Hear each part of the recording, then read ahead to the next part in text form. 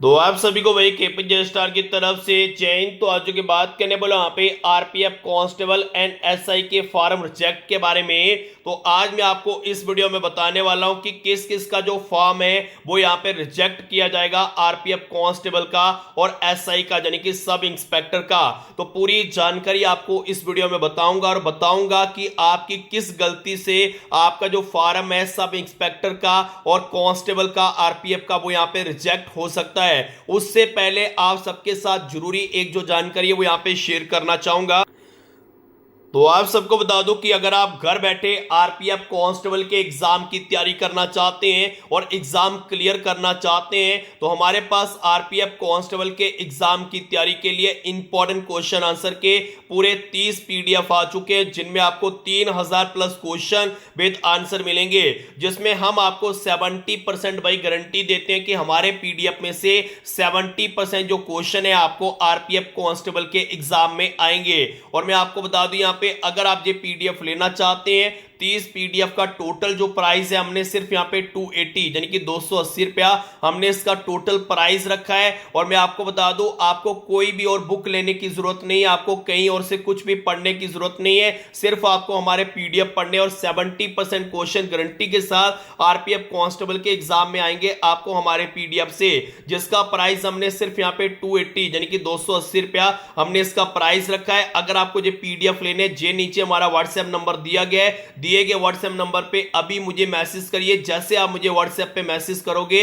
मैं आपको पेमेंट वाला नंबर दूंगा, आपने 280 पेमेंट करके मुझे स्क्रीनशॉट भेजना है, उसी टाइम 2 मिनट के अंदर जो पीडीएफ है वो आपको आपके व्हाट्सएप पे मिल जाएंगे। और मैं आपको बता दूं ये जो व्हाट्सएप नंबर है ये ओनली पीडीएफ नंबर है, इस नंबर पे ऐसे मत मैसेज करिएगा, ये चीज मैं आपको क्लियर बता दूं। अब मैं बात करने वाला हूं कि किन गलतियों से आपका आरपीएफ कांस्टेबल का और सब इंस्पेक्टर एसआई का जो एग्जाम है वो एसआई का जो मैं आपको बता दूं यहाँ पे फॉर्म है वो यहाँ पे रिजेक्ट हो सकता है। तो सबसे पहले यहाँ पे मैं गलती की बात कर लूं तो आप सबको बता दूं यहाँ पे अगर आपने यहाँ पे फॉर्म लगाते समय, ठीक है, जब आपने आरपीएफ कांस्टेबल का फॉर्म लगाया था, जब सब इंस्पेक्टर एसआई का आपने फॉर्म लगाया था, उस समय अगर आपने यहाँ पे फॉर्म में कोई भी गलती की होगी, यानी कि अगर आपके नाम के स्पेलिंग में गलती होगी या आपके फादर नेम में गलती होगी या आधार कार्ड में कोई भी आपकी गलती पाई जाती है तो आपका जो फॉर्म है वो यहाँ पे रिजेक्ट कर दिया जाएगा। यानी कि जो आपका आधार कार्ड है और जो आपने फॉर्म भरा है दोनों जगह पे आपका जो नाम है, आपका नाम का जो स्पेलिंग है, आपका फादर नेम जो है, फादर नेम का जो स्पेलिंग है वो यहाँ पे बिल्कुल ठीक होना चाहिए। इस चीज का यहाँ पे ध्यान रखिएगा, क्योंकि आरपीएफ कांस्टेबल में आपको बता दूं चाहे कांस्टेबल हो चाहे एसआई हो, अगर आपने फॉर्म भरते समय कुछ भी गलती की है तो 99% चांसेस है कि आपका जो फॉर्म है वो यहाँ पे रिजेक्ट कर दिया जाएगा। ये चीज मैं आपको क्लियर बता दूं। इसके अलावा दूसरी चीज मैं आपको बता दूं कि आपका जो कास्ट सर्टिफिकेट है, ठीक है, जनरल वालों को छोड़ के, ठीक है, जनरल वालों का नहीं बनता है, जैसे कि एससी हो गए, एसटी हो गए, ओबीसी वाले हो गए, आपका जो कास्ट सर्टिफिकेट है वो यहाँ पे सेंट्रल लेवल का होना चाहिए। इस चीज का ध्यान रखिएगा, सेंट्रल लेवल का जो आपका कास्ट सर्टिफिकेट है वो यहाँ पे होना चाहिए। अगर आपके पास यहाँ पे सेंट्रल लेवल का कास्ट सर्टिफिकेट नहीं है तब भी आपका जो फॉर्म है वो यहाँ पे रिजेक्ट कर दिया जाएगा। इस चीज का यहाँ पे ध्यान रखिएगा।